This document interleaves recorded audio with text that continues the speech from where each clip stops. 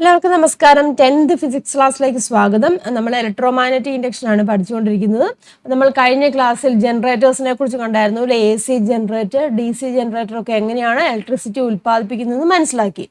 അപ്പോൾ അങ്ങനെയുള്ള ഈ ജനറേറ്റേഴ്സ് ഉപയോഗിച്ച് നമുക്ക് വീടുകളിലേക്കും അല്ലെങ്കിൽ നമുക്ക് ഷോപ്പുകളിലേക്കും ഒക്കെയുള്ള ആവശ്യത്തിനുള്ള ഇലക്ട്രിസിറ്റി ജനറേറ്റ് ചെയ്യാൻ സാധിക്കുമോ? നമുക്കറിയാം, നമ്മുടെ ഒരു താൽക്കാലികമായിട്ട് നമുക്ക് കുറച്ച് സമയത്തേക്ക് ഇത്തരത്തിലുള്ള ജനറേറ്റേഴ്സ് ഉപയോഗിച്ച് നമുക്ക് ഇലക്ട്രിസിറ്റി കൊടുക്കാം, അല്ലേ? വീടുകളിലേക്ക് അല്ലെങ്കിൽ ഷോപ്പുകളിലേക്ക് കൊടുക്കാം. പക്ഷേ സ്ഥിരമായിട്ട് നമുക്ക് ഇത്തരം ജനറേറ്റേഴ്സ് ഉപയോഗിച്ചിട്ട് ഇലക്ട്രിസിറ്റി കൊടുക്കാൻ സാധിക്കുമോ അല്ലെങ്കിൽ ഉൽപ്പാദിപ്പിക്കാൻ സാധിക്കുമോ? വീടുകളിലേക്കും ഷോപ്പുകളിലേക്കും സാധിക്കുമോ?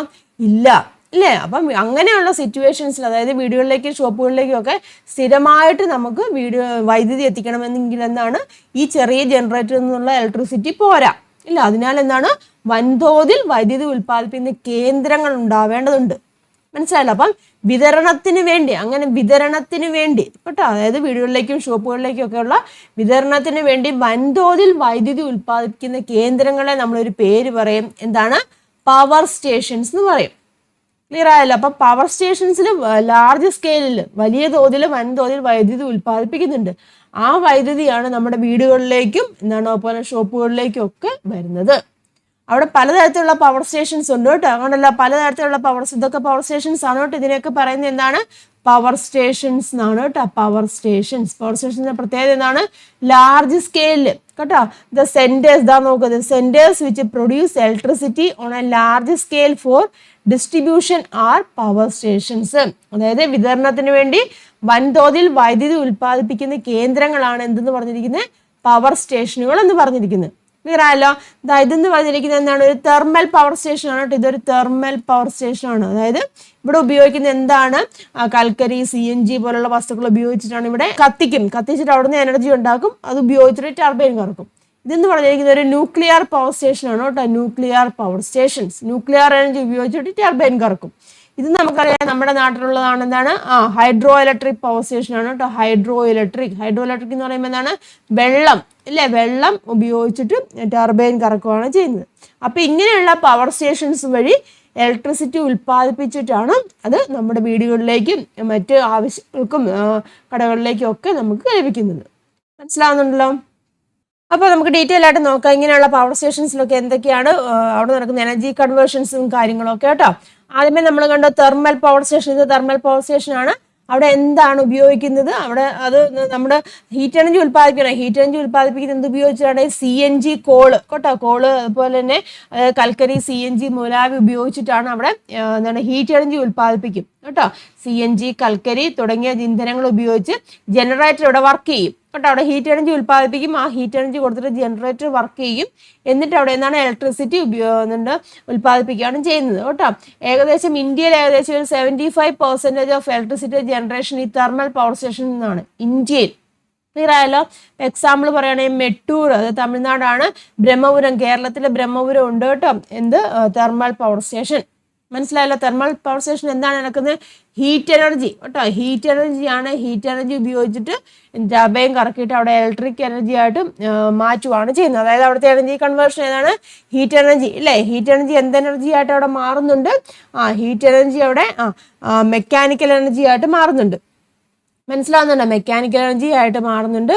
പിന്നെ മെക്കാനിക്കൽ എനർജി എന്താണ്? മെക്കാനിക്കൽ എനർജി ഇലക്ട്രിക്കൽ എനർജി ആയിട്ട് അവിടെ കൺവേർട്ട് ചെയ്യുകയാണ് ചെയ്യുന്നത്. തെർമൽ പവർ സ്റ്റേഷനിലും പ്രധാനമായിട്ടും ഹീറ്റ് എനർജി ഉണ്ടാകുന്ന വേറൊരു വഴിയാണ് കെമിക്കൽ റിയാക്ഷൻസ് വഴി കേട്ടോ. കെമിക്കൽ റിയാക്ഷൻസ് വഴി ഹീറ്റ് എനർജി അവിടെ ജനറേറ്റ് ചെയ്യുന്നുണ്ട്. അത് ഓർത്തിരിക്കുക കേട്ടോ. പിന്നെ അടുത്തത് ന്യൂക്ലിയർ പവർ സ്റ്റേഷൻ ആണ്. ന്യൂക്ലിയർ പവർ സ്റ്റേഷൻ എന്ന് പറഞ്ഞാൽ എന്താണ്? ന്യൂക്ലിയർ ഊർജ്ജം അല്ലെങ്കിൽ ന്യൂക്ലിയർ എനർജി ഉപയോഗിച്ചിട്ട് ജലത്തെ അവിടെ നീരാവിയാക്കുന്നുണ്ട്. മനസ്സിലാവുന്നുണ്ടോ? ന്യൂക്ലിയർ എനർജി ഉപയോഗിച്ചിട്ട് ജലത്തെ നീരാവിയാക്കി അതിന്റെ ശക്തി കൊണ്ട് ഇവിടെ എന്താണ്? ടർബൈൻ കേട്ടോ. അതിന്റെ ശക്തിയോടെ ടർബൈൻ കറക്കിയാണ് ഇലക്ട്രിസിറ്റി അവിടെ ജനറേറ്റ് ചെയ്യുന്നത്. മനസ്സിലായല്ലോ? അപ്പൊ പ്രധാനമായിട്ടും ന്യൂക്ലിയർ പവർ സ്റ്റേഷൻസിൽ ഉപയോഗിക്കുന്ന ഇന്ധനം എന്ന് പറഞ്ഞിരിക്കുന്നത് യുറേനിയം ആണ് കേട്ടോ. യുറേനിയം ഉപയോഗിച്ചിട്ടാണ് ഹീറ്റ് എനർജി പ്രൊഡ്യൂസ് ചെയ്യുന്നത്. ക്ലിയർ ആയി? എന്നിട്ട് അത് ഉപയോഗിച്ചിട്ട് മെക്കാനിക്കൽ ടർബൈൻ കറക്കും. അപ്പോൾ ഇവിടെ നടക്കുന്ന എനർജി കൺവേർഷൻ ഏതാണ്? ന്യൂക്ലിയർ എനർജി എന്തായിട്ട് മാറുന്നുണ്ട്? ഹീറ്റ് എനർജി ആയിട്ട് മാറുന്നുണ്ട്. എന്നിട്ട് ടർബൈൻ കറക്കുവാണ്. അപ്പം മെക്കാനിക്കൽ എനർജി, പിന്നെ ഇലക്ട്രിക്കൽ എനർജി ആയിട്ട് മാറുകയാണ് ചെയ്യുന്നത്.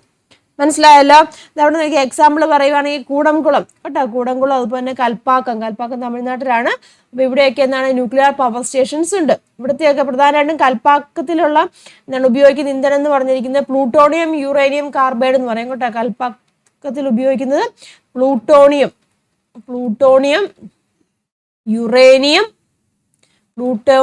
യുറേനിയം കാർബൈഡ് ഉപയോഗിച്ചിട്ടാണ് കൽപ്പാക്കത്തിലൊക്കെ എന്താണ് അവിടെ ന്യൂക്ലിയർ എനർജി ജനറേറ്റ് ചെയ്യുന്നത്. മനസ്സിലായല്ലോ. പിന്നെ അടുത്താണ് ഹൈഡ്രോ ഇലക്ട്രിക് പവർ സ്റ്റേഷൻ. ഇവിടെ എന്താണ് സംഭവിക്കുന്നത്? ഡാം അല്ലേ, ഡാമിൽ എന്താണ് വെള്ളം കെട്ടി നിർത്തുവാണ്, വലിയ ഉയരത്തിൽ വെള്ളം കെട്ടി നിർത്തി, എന്നിട്ട് ആ വെള്ളം എന്താണ് കെട്ടി നിർത്തുമ്പോൾ അവിടുത്തെ എനർജി ഏതാണ്? പൊട്ടൻഷ്യൽ എനർജിയാണ്. പിന്നെ അത് പെൻസ്റ്റോക്ക് വഴി, ചെറിയ ചെറിയ പെൻസ്റ്റോക്ക് ഉണ്ടല്ലോ, അപ്പോൾ അതുവഴി പെൻസ്റ്റോക്ക് ചെറിയ ചെറിയ പൈപ്പുകൾ കേട്ടോ, ചെറിയതല്ല, പൈപ്പുകൾ വഴി താഴോട്ട് ഒഴുകുകയാണ്. അപ്പോൾ താഴോട്ട് ഒഴുകുമ്പോൾ എന്താണ് അവിടെ മെക്കാനിക്കൽ എനർജി ഇല്ലേ, മെക്കാനിക്കൽ എനർജിയാണ് അവിടെ നടക്കുന്നത്. ദെൻ പിന്നെ ആ മെക്കാനിക്കൽ എനർജി എന്തായിട്ട് മാറുന്നുണ്ട്? ഇലക്ട്രിക്കൽ എനർജി ആയിട്ട് മാറുകയാണ് ചെയ്യുന്നത്. നമ്മുടെ കേരളത്തിലെ പ്രധാനപ്പെട്ട ഇലക്ട്രിസിറ്റിയുടെ സോഴ്സ് എന്ന് പറഞ്ഞിരിക്കുന്നത് ഹൈഡ്രോ ഇലക്ട്രിക് പവർ സ്റ്റേഷനാണ് കേട്ടോ. നോക്കുക, എക്സാമ്പിൾ പറയുകയാണെങ്കിൽ മൂലമറ്റം കേരളത്തിലാണ്, പള്ളിവാസൽ കേരളത്തിലാണ് കേട്ടോ. പിന്നെ ഉത്തരാഖണ്ഡിലുള്ള തെഹരി എന്താണ് മറ്റ് സംസ്ഥാനങ്ങളിലേക്ക് പോവുകയാണെന്നുണ്ട്. ഇപ്പോൾ കേരളത്തിലെ പ്രധാനമായിട്ടുള്ള ഇലക്ട്രിക് എനർജിയുടെ സോഴ്സ് ഏതാണ്? ഹൈഡ്രോ ഇലക്ട്രിക് പവർ സ്റ്റേഷനാണ്. മനസ്സിലായില്ല. അപ്പം 3 തരത്തിലുള്ള പവർ സ്റ്റേഷൻസ് ആണുള്ളത്. അവിടെ എന്തൊക്കെയാണ് നടക്കുന്നത്? എല്ലാത്തിലും മെക്കാനിക്കൽ എനർജിയാണ്, ടർബൈൻ കറക്കണം. അപ്പം മെക്കാനിക്കൽ എനർജി കൊടുക്കാൻ ആവശ്യമായിട്ടുള്ള എന്താണ്, അല്ലെങ്കിൽ ടർബൈൻ കറക്കാൻ ആവശ്യമായിട്ടുള്ള എനർജി കിട്ടുന്നത് പലതരത്തിലാണ്. ഹീറ്റ് എനർജി വരുന്നുണ്ട്, അതുപോലെ എന്താണ് പൊട്ടൻഷ്യൽ എനർജി ഒക്കെ വരുന്നുണ്ട്. അപ്പോൾ ഓരോന്നിലും വ്യത്യാസമാണ്, മനസ്സിലാക്കിയിരിക്കുക കേട്ടോ. Question again. By what name are the centers that produce electricity on a large scale using large generators known as? വലിയ ജനറേറ്റർ ഉപയോഗിച്ചിട്ട് വൻതോതിൽ വൈദ്യുതി ഉൽപ്പാദിപ്പിക്കുന്ന കേന്ദ്രങ്ങൾ ഏത് പേരിലാണ് അറിയപ്പെടുന്നത്? പവർ സ്റ്റേഷൻസ് അല്ലേ, പവർ സ്റ്റേഷൻസ് എന്നാണ് അറിയപ്പെടുന്നത്. മനസ്സിലായല്ലോ. ഒരു ടേബിൾ കൊടുത്തിട്ടുണ്ട്. Write down the energy transformation that takes place in each power stations. ഓരോ പവർ സ്റ്റേഷനിൽ നടക്കുന്ന എനർജി ട്രാൻസ്ഫോർമേഷൻ എഴുതാനാണ് പറഞ്ഞിരിക്കുന്നത്. എന്തൊക്കെയാണ് എനർജി ട്രാൻസ്ഫോർമേഷൻ? തെർമൽ പവർ സ്റ്റേഷനിൽ ഹീറ്റ് എനർജിയാണ് ഇല്ലേ, ഹീറ്റ് എനർജി എന്തായിട്ട് മാറുന്നുണ്ട്? മെക്കാനിക്കൽ എനർജി ആയിട്ട് മാറുന്നുണ്ട്. പിന്നെ ഇലക്ട്രിക് എനർജി ആയിട്ട് മാറുകയാണ് ചെയ്യുന്നത്. മനസ്സിലായല്ലോ. ന്യൂക്ലിയർ പവർ സ്റ്റേഷൻസിൽ എന്താണ്? ന്യൂക്ലിയർ എനർജിയാണ് മെയിനായിട്ട് നടക്കുന്നത്. ന്യൂക്ലിയർ എനർജി എന്തായിട്ട് മാറുന്നുണ്ട്? ഇലക്ട്രിക്കൽ എനർജി ആയിട്ട് മാറുകയാണ് ചെയ്യുന്നത്. മനസ്സിലായല്ലോ. ഹൈഡ്രോ ഇലക്ട്രിക് പവർ സ്റ്റേഷൻ എന്താണ്? വെള്ളം കെട്ടി നിർത്തുവാണെങ്കിൽ അപ്പോൾ ഏത് എനർജിയാണ്? പൊട്ടൻഷ്യൽ എനർജിയാണ് കേട്ടോ. പൊട്ടൻഷ്യൽ എനർജിയാണ്. ആ പൊട്ടൻഷ്യൽ എനർജി എന്തായിട്ട് മാറുന്നുണ്ട്? ഇലക്ട്രിക്കൽ എനർജി ആയിട്ട് മാറുകയാണ് ചെയ്യുന്നത്. ക്ലിയർ ആയല്ലോ. പ്രധാനമായിട്ടും മനസ്സിലാക്കിയിരിക്കുക 3 തരത്തിലുള്ള പവർ സ്റ്റേഷൻസ് ഉണ്ട്. അവിടെ നടക്കുന്ന എനർജി കൺവേർഷൻ. തെർമൽ പവർ സ്റ്റേഷനിലാണെങ്കിൽ ഹീറ്റ് എനർജി ഇലക്ട്രിക് എനർജി ആയിട്ട് മാറുന്നുണ്ട്. പക്ഷേ ഹീറ്റ് എനർജി ഇലക്ട്രിക് എനർജി ആയിട്ട് മാറുന്നതിന് ഇടയ്ക്ക് എന്താണ്? മെക്കാനിക്കൽ വർക്ക് നടന്നിട്ടാണ് കേട്ടോ. ടർബൈൻ കറക്കുന്നുണ്ട്. അപ്പം മെക്കാനിക്കൽ എനർജി ഫുള്ളായിട്ട് എനർജി കൺവേർഷൻ എഴുതാൻ പറയുകയാണെന്നുണ്ടെങ്കിൽ എന്ത് പറയാം? തെർമൽ പവർ സ്റ്റേഷനിൽ ഞാൻ മുമ്പേ പറഞ്ഞില്ലായിരുന്നോ? തെർമൽ പവർ സ്റ്റേഷനിൽ കെമിക്കൽ റിയാക്ഷൻസ് നടക്കുന്നുണ്ട്. ദെൻ അതുവഴി ഹീറ്റ് എനർജി ജനറേറ്റ് ചെയ്യുന്നുണ്ട്. പിന്നെ എന്താണ്? മെക്കാനിക്കൽ എനർജി ഇല്ലേ, ടർബൈൻ കറങ്ങുന്നുണ്ട്. പിന്നെ ഇലക്ട്രിക്കൽ എനർജി. മനസ്സിലായല്ലോ. ന്യൂക്ലിയർ പവർ സ്റ്റേഷനിലാണെങ്കിൽ ന്യൂക്ലിയർ എനർജി ഉപയോഗിച്ചിട്ട് ഹീറ്റ് എനർജി ജനറേറ്റ് ചെയ്യുന്നുണ്ട്. ദെൻ പിന്നെന്താണ്? മെക്കാനിക്കൽ എനർജി, ടർബൈൻ കറക്കുന്നുണ്ട്. പിന്നെന്താണ്? ഇലക്ട്രിക്കൽ എനർജി ആയിട്ട് മാറുകയാണ് ചെയ്യുന്നത്. ഇനി ഹൈഡ്രോ ഇലക്ട്രിക് പവർ സ്റ്റേഷനിലാണെങ്കിൽ ഇങ്ങനെയാണ്. പൊട്ടൻഷ്യൽ എനർജി, വെള്ളം സ്റ്റോർ ചെയ്തിരിക്കില്ല, അപ്പോൾ പൊട്ടൻഷ്യൽ എനർജിയാണ്. പിന്നെ അത് മൂവ് ചെയ്യുന്നുണ്ട്. മൂവ് ചെയ്യുമ്പോൾ എന്ത് എനർജിയാണ്? കൈനറ്റിക് എനർജിയാണ് അല്ലേ. കൈനറ്റിക് എനർജി ഉണ്ട്. ആ കൈനറ്റിക് എനർജി ഉപയോഗിച്ചിട്ട് ടർബൈൻ കറക്കുന്നുണ്ട്. അപ്പോൾ മെക്കാനിക്കൽ എനർജി പിന്നെ എന്തായിട്ട് മാറുന്നുണ്ട്? ഇലക്ട്രിക്കൽ എനർജി ആയിട്ട് മാറുകയാണ് ചെയ്യുന്നത്. These are the energy conversion power stations. ഇത്രയും ക്ലിയർ ആയല്ലോ. അപ്പോൾ പ്രധാനമായിട്ടും 3 തരത്തിലുള്ള പവർ സ്റ്റേഷൻസ് ആണുള്ളത്. ഇതല്ലാതെ മറ്റു രീതിയിലും ഇലക്ട്രിസിറ്റി ജനറേറ്റ് ചെയ്യുന്നുണ്ട് കേട്ടോ. അതാ സോളാർ എനർജി കേട്ടോ. സോളാറിൽ നിന്ന് ഇലക്ട്രിസിറ്റി ജനറേറ്റ് ചെയ്യുന്നുണ്ട്. അതുപോലെ വിൻഡ് എനർജി ഇല്ലേ, കാറ്റിൽ നിന്ന്. ഡാമിന്റെ കേസ് നമ്മൾ പറഞ്ഞു, ഹൈഡ്രോ ഇലക്ട്രിക് പറഞ്ഞു. പിന്നെ ഇതെന്ന് പറഞ്ഞാൽ ജിയോ തെർമൽ എനർജിയാണ്. ഭൂമിക്കടിയിൽ കേട്ടോ, ഭൂമിക്കടിയിലുള്ള ചില സ്പോട്ടുകളൊക്കെ ഉണ്ട്. അവിടെ നല്ല എന്താണ് ഹീറ്റ് ഉൽപ്പാദിപ്പിക്കുന്ന സ്പോട്ടുകളൊക്കെ ഉണ്ട്. അതിനെ പറയുന്നത് ജിയോ തെർമൽ എനർജി എന്നാണ് കേട്ടോ. അവിടെ നമ്മൾ കുഴിച്ചിട്ട് എന്താണ് അവിടെ ടർബൈനൊക്കെ വെച്ച് ആ ഹീറ്റ് ഉപയോഗിച്ചിട്ട് ആ ഹീറ്റ് അവിടെ ഭൂമിക്കടിയിൽ ചില ഭാഗങ്ങൾ നല്ല ഹോട്ട് ആയിട്ടുള്ള റീജിയൻ ഉണ്ട്. അപ്പോൾ അവിടെ നിന്ന് ഹീറ്റ് ഉപയോഗിച്ചിട്ട് എന്താണ് ടർബൈനൊക്കെ കറക്കിയാണ് ഇലക്ട്രിസിറ്റി ജനറേറ്റ് ചെയ്യുന്നുണ്ട്. ഇത് ഇന്ത്യയിൽ ചില സ്റ്റേറ്റുകളിലൊക്കെ ഉൽപ്പാദിപ്പിക്കുന്നുണ്ട് കേട്ടോ. പിന്നെ ഇതെന്ന് പറഞ്ഞിരിക്കുന്നത് നമ്മുടെ വേവ്സ് എനർജി അല്ലെങ്കിൽ തിരമാലകളിൽ നിന്ന് എനർജി ഉൽപ്പാദിപ്പിക്കുന്നുണ്ട് കേട്ടോ. വേവിൽ നിന്ന് എനർജി ഉൽപ്പാദിപ്പിക്കുന്നുണ്ട്. പിന്നെ ഇത് ടൈഡൽ എനർജിയാണ് കേട്ടോ. ഹൈ ടൈഡും ലോ ടൈഡും ഒക്കെ വരുന്നില്ല. അപ്പോൾ ആ സിറ്റുവേഷൻസിൽ ടർബൈൻ കറക്കിയിട്ട് അവിടെയും ഇലക്ട്രിസിറ്റി ജനറേറ്റ് ചെയ്യുന്നുണ്ട്. അപ്പം പലതരത്തിലുള്ള ഇലക്ട്രിസിറ്റി ജനറേറ്റ് ചെയ്യുന്നുണ്ട്. പക്ഷെ കൂടുതലായിട്ടും 3 തരത്തിലുള്ള thermal power stations, nuclear power stations, അതുപോലെ ഹൈഡ്രോ ഇലക്ട്രിക് പവർ സ്റ്റേഷൻസും ആണ് ഉള്ളത്. ക്ലിയർ ആയല്ലോ. പിന്നെ സോളാർ എനർജി ഒക്കെ ഇപ്പം കൂടുതലായിട്ട് ഉപയോഗിക്കുന്നുണ്ട്. അറിയാലോ, നമ്മൾ ലാസ്റ്റ് ചാപ്റ്ററിലൊക്കെ പഠിച്ചതാണ്. ഇനി നമുക്ക് നോക്കാനുള്ളത് similarities between nuclear power stations and thermal power station. Thermal power സ്റ്റേഷനും കണ്ടു, ന്യൂക്ലിയർ പവർ സ്റ്റേഷനും കണ്ടു. അപ്പോൾ ഇത് തമ്മിലുള്ള സിമിലാരിറ്റീസും അതുപോലെ ഡീഫറൻസസുകളും എന്തൊക്കെയാണെന്ന് നോക്കാം. ഇല്ലേ? അപ്പോൾ സിമിലാരിറ്റീസ് പറയുകയാണെങ്കിൽ എന്താ സംഭവിക്കുന്നത്? ഹീറ്റ് എനർജിയാണ്. ഇല്ലേ? തെർമൽ പവർ സ്റ്റേഷനിലാണെങ്കിലും എന്താണ്, ന്യൂക്ലിയർ പവർ സ്റ്റേഷനാണ് ഹീറ്റ് എനർജിയാണ്. ഇല്ലേ? ഹീറ്റ് എനർജി ഉൽപ്പാദിപ്പിക്കുന്നുണ്ട്. ഹീറ്റ് എനർജി ഉപയോഗിച്ചിട്ട് മെക്കാനിക്കൽ എനർജി നടക്കുന്നുണ്ട്. ക്ലിയർ ആയല്ലോ. അപ്പം അതൊക്കെ സെയിം ആണ്. എന്താണ്, ഹീറ്റ് എനർജിയാണ് ഉൽപ്പാദിപ്പിക്കുന്നത് രണ്ടിടത്തും. നോക്കാം കേട്ടോ. യൂസിങ് തെർമൽ എനർജി ഉപയോഗിച്ച്, അതുപോലെ mechanical energy is created and then converted into electrical energy. Generator operates based on the principle of electromagnetic induction. രണ്ട് കേസിലും, അതായത് തെർമൽ പവർ സ്റ്റേഷന്റെ കേസിലും ന്യൂക്ലിയർ പവർ സ്റ്റേഷന്റെ കേസിലും തെർമൽ എനർജി ഉപയോഗിച്ചിട്ട് പിന്നെ മെക്കാനിക്കൽ വർക്ക് നടക്കുകയാണ് ചെയ്യുന്നത്. എന്നിട്ട് ജനറേറ്റർ വർക്ക് ചെയ്യും. അതുപോലെ തന്നെ thermal energy available at these power stations is the first possibility.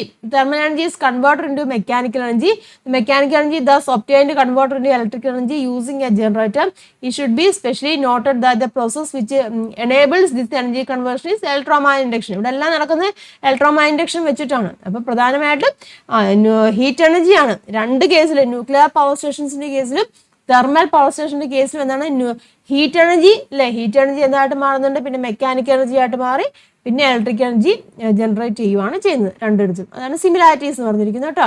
അത് നോക്കിയാൽ താപോർജ്ജം ഉപയോഗിച്ച് യാന്ത്രികോർജ്ജം ഉണ്ടാക്കി അത് വൈദ്യുതോർജ്ജമാക്കി മാറ്റുന്നു. താപോർജ്ജം, യാന്ത്രികോർജ്ജം, വൈദ്യുതോർജ്ജം അല്ലേ. അത് വൈദ്യുതകാന്തിക പ്രേരണ തത്വം ഉപയോഗിച്ചിട്ടാണ് വർക്ക് ചെയ്യുന്നത്. എന്താണ്, ഇലക്ട്രിസിറ്റി ജനറേറ്റ് ചെയ്യുന്നത്. ഈ പവർ സ്റ്റേഷനിൽ ലഭ്യമാകുന്ന താപോർജ്ജമാണ് ആദ്യത്തെ സാധ്യത. ഈ താപോർജ്ജത്തെ യാന്ത്രികോർജ്ജമാക്കി മാറ്റുന്നു. ഇങ്ങനെ ലഭിക്കുന്ന യാന്ത്രികോർജ്ജത്തെ ജനറേറ്റർ ഉപയോഗിച്ചിട്ട് വൈദ്യുതോർജ്ജമാക്കി മാറ്റുന്നു അല്ലേ. അപ്പം അവിടെ ഇലക്ട്രോമാഗ്നറ്റിക് ഇൻഡക്ഷൻ ആണ് നടക്കുന്നത്. ടർബൈൻ കറക്കുന്നത് എങ്ങനെയാണ്? ഇലക്ട്രിക് എനർജി ഉപയോഗിച്ചിട്ട്. പിന്നെ അവിടെ എന്താണ്, നമ്മുടെ ഇലക്ട്രോമാഗ്നറ്റിക് ഇൻഡക്ഷൻ ഉപയോഗിച്ചിട്ടാണ് ഇലക്ട്രിക് എനർജി ആയിട്ട് മാറുന്നത്. These are the similarities between nuclear power station and thermal power station. മനസ്സിലാക്കിയിരിക്കുക കേട്ടോ. ഇതുപോലെ തന്നെ ഡിഫറൻസും ഉണ്ട്. ന്യൂക്ലിയർ പവർ സ്റ്റേഷനും അതുപോലെ തന്നെ തെർമൽ പവർ സ്റ്റേഷനും എന്താ, ഹൈഡ്രോ ഇലക്ട്രിക്കും ഉണ്ടോ, ഇതൊക്കെ തമ്മിലുള്ള ഡിഫറൻസ് എന്താണെന്ന് നമുക്ക് നോക്കാം കേട്ടോ. പ്രധാനമായിട്ടും ന്യൂക്ലിയർ പവർ സ്റ്റേഷനും തെർമൽ പവർ സ്റ്റേഷനും കേട്ടോ, അതുപോലെ തന്നെ ഹൈഡ്രോ ഇലക്ട്രിക് പവർ സ്റ്റേഷൻ, ഇത് തമ്മിലുള്ള ഡിഫറൻസ് നോക്കാം. ഇപ്പൊ ന്യൂക്ലിയർ പവർ സ്റ്റേഷനിൽ എന്താണ് നടക്കുന്നത്? ന്യൂക്ലിയർ റിയാക്ഷൻ ആണ്, ന്യൂക്ലിയർ എനർജിയാണ്. അത് പ്രത്യേകം ഓർത്തോണം. ന്യൂക്ലിയർ പവർ സ്റ്റേഷനിൽ എന്താണ് നടക്കുന്നത്? ന്യൂക്ലിയർ എനർജി ഉപയോഗിച്ചിട്ടാണ്. അതായത് ചെയിൻ റിയാക്ഷൻ ഒക്കെ ഉണ്ട് കേട്ടോ, കണ്ടിന്യൂസ് ആയിട്ട് നടക്കുന്ന ചെയിൻ റിയാക്ഷൻ ഉണ്ട്. അതുവഴി ന്യൂക്ലിയർ എനർജി എന്തായിട്ട് മാറുന്നുണ്ട്? ഹീറ്റ് എനർജി ആയിട്ട് മാറുന്നുണ്ട്. എന്നിട്ട് ആ ഹീറ്റ് എനർജി ഉപയോഗിച്ചിട്ട് ടർബൈൻ കറക്കുകയാണ് ചെയ്യുന്നത് കേട്ടോ.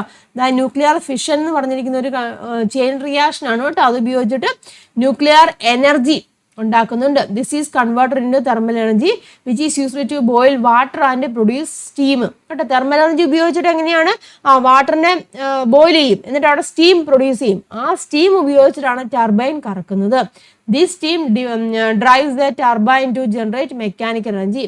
പിന്നെന്താണ്, ജനറേറ്ററിലേക്ക് പോവുകയാണ് ചെയ്യുന്നത്. മനസ്സിലായല്ലോ. എനർജി കൺവേർഷൻ നമ്മൾ നേരത്തെ പറഞ്ഞാണ്, nuclear energy, thermal energy, mechanical energy, electrical energy. Clear ആയല്ലോ. ഇനി തെർമൽ പവർ സ്റ്റേഷനിൽ എന്താണ്, ഇന്ധനങ്ങൾ കത്തിക്കുകയാണ് ചെയ്യുന്നത്. CNG, കോള്, കൽക്കരി പോലെയുള്ള ഇന്ധനങ്ങളൊക്കെ കത്തിച്ചിട്ട് അവിടെ കെമിക്കൽ എനർജി ഉണ്ടാക്കും. ക്ലിയർ ആയല്ലോ. ആ കെമിക്കൽ എനർജി ഉപയോഗിച്ചിട്ട് എന്താണ്, വെള്ളം ചൂടാക്കും, എന്നിട്ട് സ്റ്റീം പ്രൊഡ്യൂസ് ചെയ്യുന്നിട്ട് ആ സ്റ്റീം ഉപയോഗിച്ചിട്ട് ടർബൈൻ കറക്കുകയാണ് ചെയ്യുന്നത്.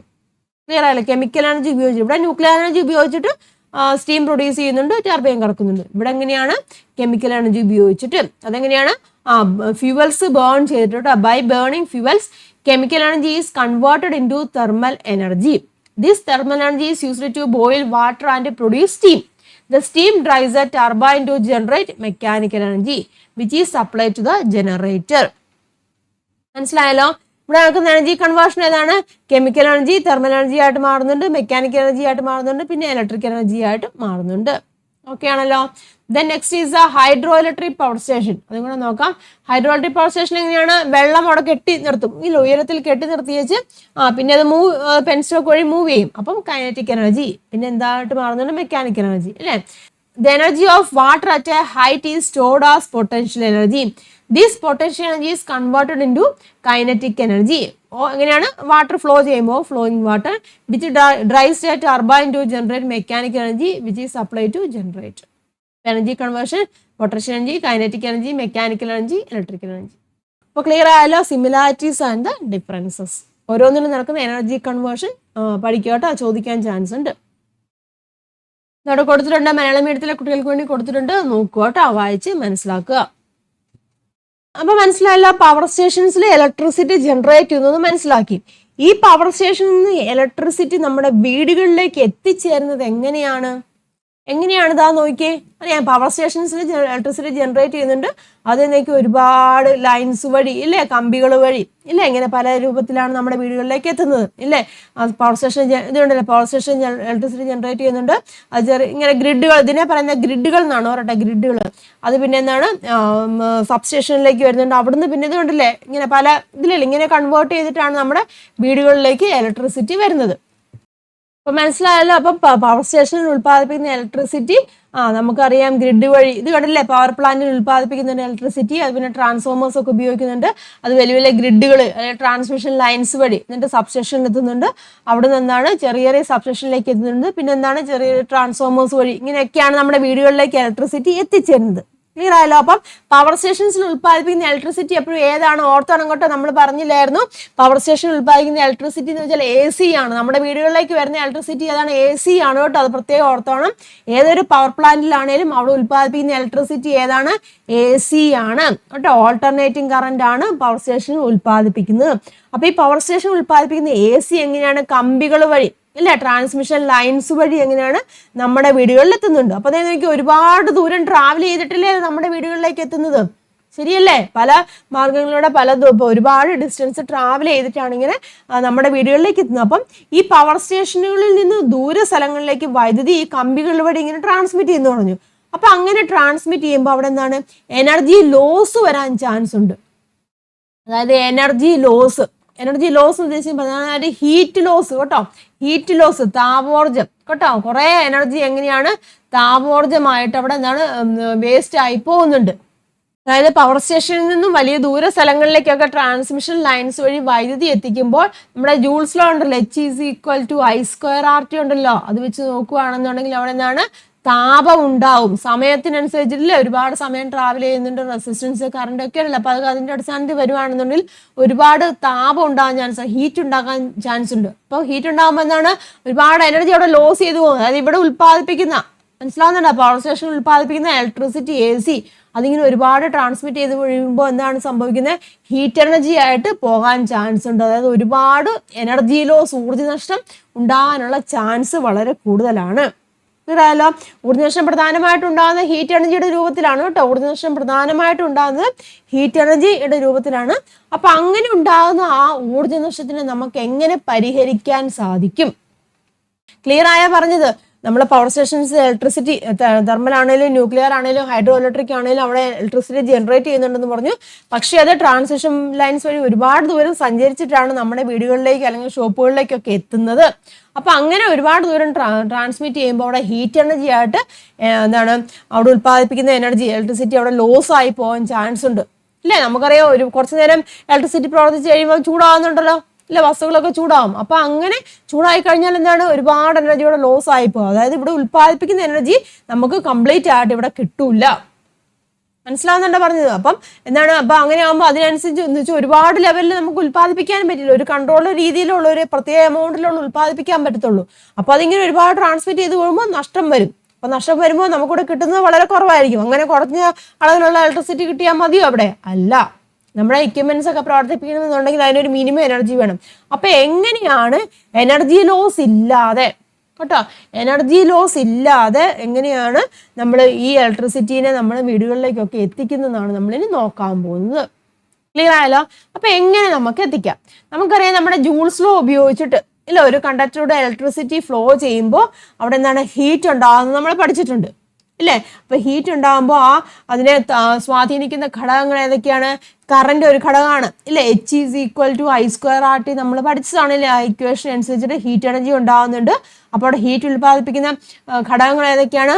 ഒന്ന് കറന്റ്, പിന്നെ ഏതാണ് റെസിസ്റ്റൻസ് ഉണ്ട് ഇല്ലേ, റെസിസ്റ്റൻസ് ഉണ്ട്, റെസിസ്റ്റൻസ് ആർ ഉണ്ട്, പിന്നെ എന്താണ് ടൈം ഇല്ലേ, ടൈം ഉണ്ട്. ഇത് മൂന്നും എന്താണ്, ഹീറ്റ് അവിടെ ഉൽപ്പാദിപ്പിക്കുന്ന ഒരു കണ്ടക്ടറിലൂടെ ഇലക്ട്രിസിറ്റി ഫ്ലോ ചെയ്യുമ്പോൾ അവിടെ ഹീറ്റ് ഉണ്ടാകുന്നതിന് കാരണമായിട്ടുള്ള മൂന്ന് ഘടകങ്ങളാണ് കറന്റും റെസിസ്റ്റൻസും ടൈമും എന്ന് പറയുന്നത്. ക്ലിയർ ആയല്ലോ? അപ്പൊ ഞാൻ നോക്കിയേ, ഈ മൂന്ന് ക്വാണ്ടിറ്റിയിൽ ഇല്ലേ, ഈ മൂന്ന് ക്വാണ്ടിറ്റിയിൽ ഏതെങ്കിലും ഒരു ക്വാണ്ടിറ്റി കുറഞ്ഞു കഴിയുമ്പോൾ ഇവിടെ എന്താണ്, ഹീറ്റിന് എനർജിയും കുറയുമല്ലേ? മനസ്സിലാവുന്നുണ്ടോ പറഞ്ഞത്? അപ്പോൾ അതിലും വഴി കറണ്ട് പോകുമ്പോൾ എന്താണ്, അവിടെ എനർജി ലോസ്, ഹീറ്റിന്റെ രൂപത്തിൽ എനർജി ലോസ് ഉണ്ടാകുന്നുണ്ട്. അപ്പൊ എനർജി ലോസ് കുറയ്ക്കണമെന്നുണ്ടെങ്കിൽ ഇതിൽ ഏതെങ്കിലും ഒരു ക്വാണ്ടിറ്റിയോടെ കുറച്ചാൽ മതിയായിരിക്കുമല്ലോ അല്ലേ, ഈ ഘടകങ്ങളുടെ അല്ലെ, ഏതെങ്കിലും അല്ല ഈ ഘടകങ്ങൾ ഇവിടെ റെസിസ്റ്റൻസ്, കറണ്ട്, ടൈം ഉണ്ട്. അപ്പൊ ഇതിന്റെയൊക്കെ വാല്യൂ കുറച്ച് കഴിഞ്ഞാൽ ഉണ്ടാകുന്ന താപത്തിന് അളവും കുറയും. മനസ്സിലാവുന്നു? അപ്പം ഇവിടെ നോക്കിയേ, ഏതായിരിക്കും കുറയ്ക്കാൻ സാധിക്കുന്നത്, സമയം കുറയ്ക്കുക, സമയം കുറയ്ക്കാന്ന്. ഇപ്പം കുറെ ക്വാണ്ടിറ്റി H=I²RT എന്നല്ല. അപ്പം സമയം കുറയ്ക്കാന്ന് വെച്ചാൽ പ്രായോഗികമായിട്ടുള്ള ഒരു കാര്യമാണോ T കുറയ്ക്കാന്നുള്ളത്? സമയം കുറച്ച് കഴിഞ്ഞാൽ എന്ത് സംഭവിക്കും, അതിനാവശ്യത്തിനുള്ളത് കിട്ടുമോ? ഇല്ല. അപ്പൊ സമയം കുറയ്ക്കാന്നുള്ളത് നമുക്ക് ഒരിക്കലും എന്താണ് പോസിബിൾ ആയിട്ടുള്ളൊരു ഫാക്ടർ അല്ല ഹീറ്റ് എനർജി റെഡ്യൂസ് ചെയ്യാൻ വേണ്ടി അല്ലേ. ഒന്നെങ്കിൽ നമ്മൾ പറഞ്ഞു ഇല്ലേ, ഒന്നെങ്കിൽ I കുറയ്ക്കണം, അല്ലെങ്കിൽ R കുറയ്ക്കണം, അല്ലെങ്കിൽ എന്താണ് T കുറയ്ക്കണം, എങ്കിലേ ഉള്ളൂ എന്താണ് H അവിടെ കുറയത്തുള്ളൂ. അപ്പം സമയം എന്ന് പറയുന്നത് പോസിബിൾ ആയിട്ടുള്ള കാര്യമല്ല. ഇനി അടുത്ത് നോക്കിയാൽ റെസിസ്റ്റൻസ് കുറയ്ക്കാൻ പറ്റുമോ? നോക്കിയേ, റെസിസ്റ്റൻസ് നോക്കിയാൽ കുറച്ച് മെറ്റീരിയൽസിന്റെ ഈ ടേബിൾ നോക്കിയേ, ഈ ടേബിളിൽ കുറച്ചില്ലേ റെസിസ്റ്റൻസ് അല്ലെങ്കിൽ റെസിസ്റ്റിവിറ്റി കുറവായിട്ടുള്ള വസ്തുക്കൾ ഏതൊക്കെയാന്ന് നോക്കിയേ, ആ ടേബിളിൽ നിന്ന് മനസ്സിലാക്കാൻ സാധിക്കും. എന്താ നോക്കുക, സിൽവർ, ഇതാ നോക്കിയേ, സിൽവർ, കോപ്പർ, ഗോൾഡ്, അലൂമിനിയം, ഇതിനൊക്കെ എന്താണ്, ഇതിൽ ഏറ്റവും കുറവാണ് സിൽവർ, കോപ്പർ ഒക്കെയാണ്, ഗോൾഡ് ഇതൊക്കെയാണ് ഏറ്റവും എന്താണ് റെസിസ്റ്റിവിറ്റി കുറവ്. അപ്പം ഇങ്ങനെയുള്ള സാധനങ്ങൾ ഉപയോഗിക്കുകയാണെങ്കിൽ എന്താണ്, പക്ഷെ ഇതാ നോക്കിയേ, സിൽവറും കോപ്പർ എന്ന് പറയുമ്പോൾ എന്താണ് റെസിസ്റ്റിവിറ്റി കുറവാണ്, പക്ഷെ അതെങ്ങനെയാണ് കോസ്റ്റ് നോക്കിയേ, സിൽവറിനും കോപ്പറിനും ഒക്കെ എങ്ങനെയാണ് കോസ്റ്റ് കൂടുതലല്ലേ, ഗോൾഡ് ഒക്കെയാണ് വരുന്നത്.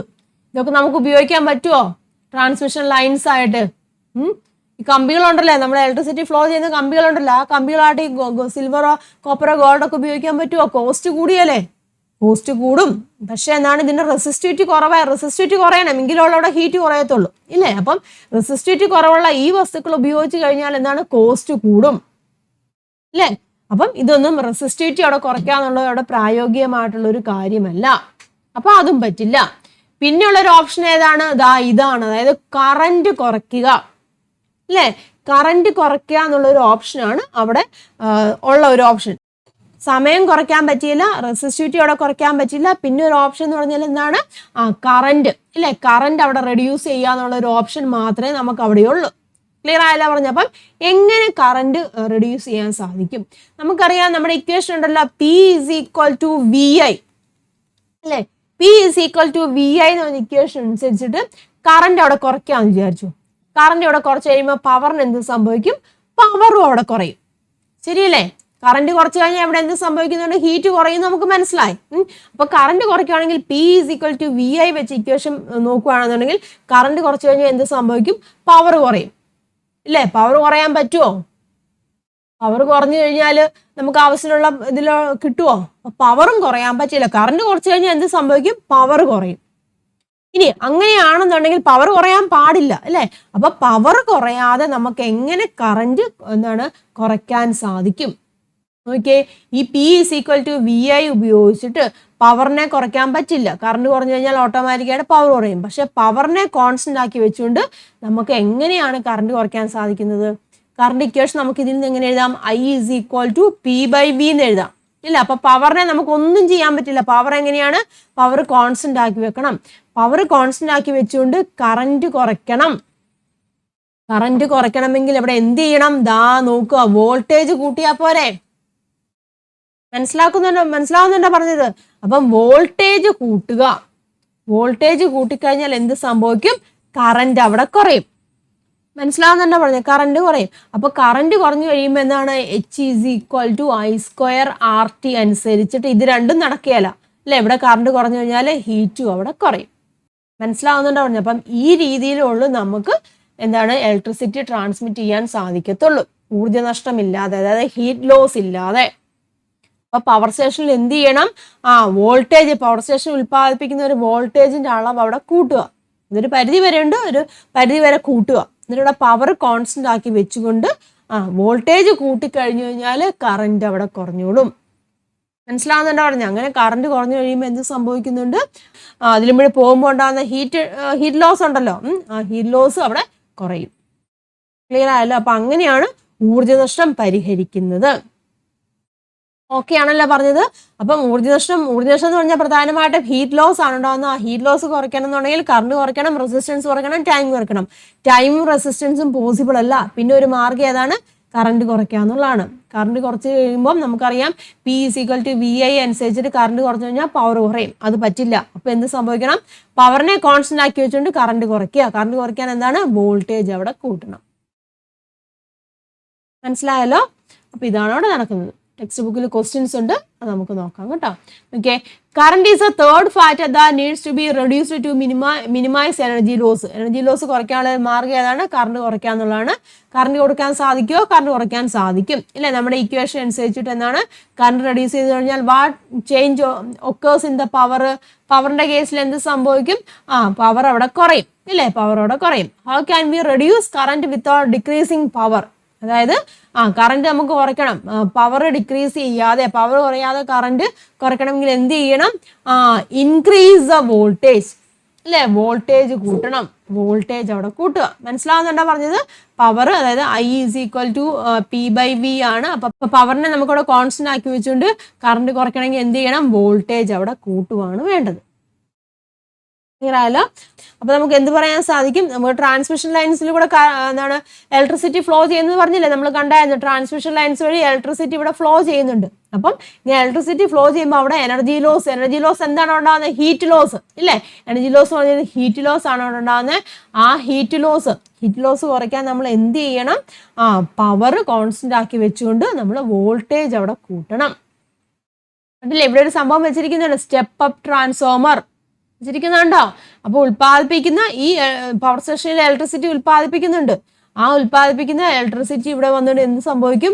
ഇവിടെ ട്രാൻസ്ഫോമർ ഉപയോഗിച്ചിട്ട് അവിടെ വോൾട്ടേജ് അവിടെ കൂട്ടും. ആ ഹൈ വോൾട്ടേജിലുള്ളത് ഇങ്ങനെ വരുവാണ് ചെയ്യുന്നത്. അപ്പൊ അവിടെ എന്താണ്? എനർജി ലോസ് അവിടെ ഉണ്ടാവില്ല. ഓക്കെ ആയാ പറഞ്ഞത്? അപ്പൊ അങ്ങനെയാണ് നമ്മൾ ചെയ്യുന്നത്. അപ്പൊ എന്ത് പറയാം? എങ്ങനെയാണ്?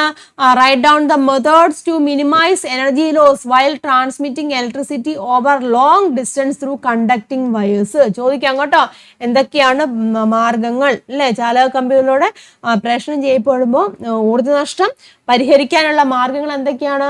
Suitable metal wires with low resistivity ഉള്ള മെറ്റൽ വയേഴ്സ് ഉപയോഗിക്കുക. ഇപ്പൊ നമ്മൾ കേബിൾ കണ്ടപ്പോൾ എന്താണ്? സിൽവർ, കോപ്പർ, ഗോൾഡ്, ഇതൊന്നും നമുക്ക് കോസ്റ്റ് കൂടിയതാണ്. പിന്നെ ഉപയോഗിക്കാൻ പറ്റുന്ന ഏതാണ്? അലൂമിനിയം ആണ്, അല്ലെ? അലൂമിനിയം അലൂമിനിയത്തിന് ഏതാണ്? റെസിസ്റ്റിവിറ്റി കുറവാണ്, ഇല്ലേ? പിന്നെ ടങ്സ്റ്റനൊക്കെ ആകുമ്പം അതാണ് പിന്നെ റെസിസ്റ്റിവിറ്റി കൂടുക ചെയ്യുന്നത്. അപ്പൊ അത് ഉപയോഗിക്കാൻ പറ്റില്ല. അപ്പം സിൽവർ, കോപ്പർ, ഗോൾഡ് അത് നമുക്ക് ഒട്ടും പറ്റില്ല. പിന്നെ ഉപയോഗിക്കാൻ പറ്റുന്നത് ഏതാണ്? അലൂമിനിയം ആണ്. അലൂമിനിയം അല്ലേ? കണ്ടിട്ടില്ലേ? കണ്ടക്ടിങ് വയേഴ്സ് ഏതാണ്? ട്രാൻസ്മിഷൻ ലൈൻസ് ഏതാണ്? അലൂമിനിയം വയേഴ്സ് അല്ല ഉപയോഗിക്കുന്നത്, അല്ലേ? അപ്പൊ അലൂമിനിയം വയേഴ്സ് ആണ് അവിടെ നമ്മൾ ഉപയോഗിക്കുന്നത്. റെസിസ്റ്റിവിറ്റി കുറഞ്ഞതും അനുയോജ്യമായിട്ടുള്ള ലോഹക്കമ്പികൾ ഉപയോഗിക്കുക, അല്ലേ? അപ്പൊ ഏതാണ് ഉപയോഗിക്കുന്നത്? ട്രാൻസ്മിഷൻ ലൈൻസ് ഉപയോഗിക്കുന്നല്ലോ. മെറ്റൽ ഏതാണ്? അലൂമിനിയം ആണ് കേട്ടോ. Use suitable metal wires with low resistivity. നമുക്ക് ഉപയോഗിക്കാൻ പറ്റുന്ന അലൂമിനിയം ഉള്ളൂ, അപ്പൊ അലൂമിനിയം ഉപയോഗിക്കുന്നു. പിന്നെ എന്തെയാണ് ചെയ്യേണ്ട? പ്രധാനപ്പെട്ട കാര്യം ഏതാണ്? Increase voltage and decrease current without changing power. Power വ്യത്യാസമില്ലാതെ വോൾട്ടേജ് വർദ്ധിപ്പിച്ച് കറന്റ് കുറയ്ക്കുക. These are the 2 methods. ഇതിൽ ഏറ്റവും ഇമ്പോർട്ടൻ്റ് ആയിട്ടുള്ള മെത്തേഡാണ് ഞാൻ പവർ കോൺസ്റ്റന്റ് ആക്കി വെച്ചുകൊണ്ട് വോൾട്ടേജ് കൂട്ടി നമുക്ക് കറണ്ട് കുറയ്ക്കുന്നു. കറണ്ട് കുറച്ച് കഴിയുമ്പോൾ എന്ത് സംഭവിക്കുന്നുണ്ട്? അവിടെ ഉണ്ടാകുന്ന ഹീറ്റ് എനർജി കുറയും. അതായത് അത്രയും ഹീറ്റ് ലോസ് അവിടെ ഉണ്ടായില്ല. ദീസ് ആർ ദ മെത്തേഡ്സ് കേട്ടോ. Methods to minimise energy loss in transmission lines. ചോദിക്കാം കേട്ടോ, ട്രാൻസ്മിഷൻ ലൈൻസിലെ എനർജി ലോസിനെ മിനിമൈസ് ചെയ്യാനുള്ള മെത്തേഡ്സ് ഏതൊക്കെയാണെന്ന് ചോദിക്കാം. 2 മെത്തേഡാണ്. അതെങ്ങനെയെന്ന് ചോദിക്കാം. എങ്ങനെയെന്ന് മനസ്സിലായല്ലോ? നമ്മൾ ചെയ്ത കാര്യങ്ങളൊക്കെ മനസ്സിലായല്ലോ? പവറിനെ കോൺസ്റ്റന്റ് ആക്കി വെച്ചുകൊണ്ട് എന്ത് സംഭവിക്കണം? വോൾട്ടേജ് കൂട്ടണം കേട്ടോ. പവറിനെ കോൺസ്റ്റന്റ് ആക്കി I=P/V ആണ്. പവറിനെ നമ്മൾ കോൺസ്റ്റന്റ് ആക്കി വെച്ചുകൊണ്ട് വോൾട്ടേജ് കൂട്ടിക്കഴിഞ്ഞാൽ എന്ത് സംഭവിക്കും? കറണ്ട് കുറയും. അപ്പൊ കറണ്ട് കുറഞ്ഞു കഴിയുമ്പോൾ H=I²RT അനുസരിച്ചിട്ട് ഇത് രണ്ടും പോയിട്ട് കറണ്ട് കുറഞ്ഞു കഴിയുമ്പോൾ എന്ത് സംഭവിക്കുന്നുണ്ട്? ഹീറ്റും അവിടെ കുറയും. അപ്പൊ എനർജി ലോസും അവിടെ കുറയും. ഇത് വെരി വെരി ഇമ്പോർട്ടൻ്റ് ആണ് കേട്ടോ. അത് ചോദിക്കാം അങ്ങോട്ട്, എങ്ങനെയാണ് ഹീറ്റ് ലോസ് അവിടെ മിനിമൈസ് ചെയ്യുന്നത്? അല്ലെങ്കിൽ 2 മാർക്സിൻ്റെ ആയിട്ട് ചോദിക്കാം, അതിൻ്റെ റീസണും കാര്യങ്ങളും ഒക്കെ ചോദിക്കാം. മനസ്സിലാക്കിയിരിക്കുക. ഓക്കെ ആണല്ലോ. അപ്പം ഇതാണ് നമ്മൾ ലാർജ് സ്കെയിലിൽ ഇലക്ട്രിസിറ്റി ജനറേറ്റ് ചെയ്യുന്ന ഈ ഒരു രീതിയിലാണ്. അത് തെർമൽ പവർ സ്റ്റേഷൻസ് കേട്ടോ. 3 പവർ സ്റ്റേഷൻസ് ഉണ്ട് അല്ലേ? Thermal power stations, nuclear power stations, hydro electric power station ഉണ്ട്. അവിടെ ഇലക്ട്രിസിറ്റി ഉൽപ്പാദിപ്പിക്കുന്നുണ്ട്. ആ ഇലക്ട്രിസിറ്റി അല്ലേ ട്രാൻസ്മിഷൻ ലൈൻസ് വഴിയാണ് നമ്മുടെ വീടുകളിലേക്ക് എത്തുന്നത്. അപ്പം എന്ത് സംഭവിക്കുന്നു? എനർജി ലോസ് സംഭവിക്കാൻ ചാൻസ് ഉണ്ട്. അതിനെ മിനിമൈസ് ചെയ്യാൻ വേണ്ടി നമ്മൾ എന്ത് ചെയ്യും? പവർ കോൺസ്റ്റന്റ് ആക്കി വെച്ചുകൊണ്ട് വോൾട്ടേജ് കൂട്ടും. അതുപോലെ തന്നെ സ്യൂട്ടബിൾ മെറ്റൽ വയേഴ്സ് ഉപയോഗിക്കും. ലോ റെസിസ്റ്റിവിറ്റി ഉള്ള സ്യൂട്ടബിൾ ആയിട്ടുള്ള മെറ്റൽ വയേഴ്സും ഉപയോഗിക്കും. മനസ്സിലായല്ലോ? അപ്പൊ ഇത്തരം കാര്യങ്ങൾ ക്ലിയർ ആക്കിയിരിക്കുക. അപ്പോൾ പവറിൽ വ്യത്യാസം വരുന്ന വോൾട്ടേജ് നമ്മൾ വർദ്ധിപ്പിക്കണം. അതിനുവേണ്ടിയാണ് നമ്മൾ ട്രാൻസ്ഫോമേഴ്സ് ഒക്കെ ഉപയോഗിക്കുന്നത് കേട്ടോ. അത് നമുക്ക് നെക്സ്റ്റ് ക്ലാസ്സിൽ ഡിസ്കസ് ചെയ്യാം. അപ്പം ഇത്തരം കാര്യങ്ങൾ കൃത്യമായിട്ട് മനസ്സിലാക്കിയിരിക്കുക കേട്ടോ. അപ്പോൾ ഈ ഒരു ടോപ്പിക് എല്ലാവർക്കും ക്ലിയർ ആയി കാണുമെന്ന് വിചാരിക്കുന്നു. ഡൗട്ട് ഉണ്ടെന്നുണ്ടെങ്കിൽ ചോദിക്കുക. കാര്യങ്ങളൊക്കെ കൃത്യമായിട്ട് മനസ്സിലാക്കി തന്നെ പഠിക്കുക കേട്ടോ. അപ്പോൾ വീഡിയോ നിങ്ങൾക്ക് ഉപകാരമായിട്ടുണ്ടെങ്കിൽ തീർച്ചയായിട്ടും ലൈക്ക് ചെയ്യണം. നിങ്ങളുടെ അഭിപ്രായങ്ങൾ കമൻറ്റ് ചെയ്യുക. ഫ്രണ്ട്സിലേക്ക് മാക്സിമം ഷെയർ ചെയ്യുക കേട്ടോ. ബാക്കി പോർഷനുമായിട്ട് നമുക്ക് നെക്സ്റ്റ് ക്ലാസ്സിൽ കാണാം. എല്ലാവർക്കും നന്ദി, നമസ്കാരം. Thank you.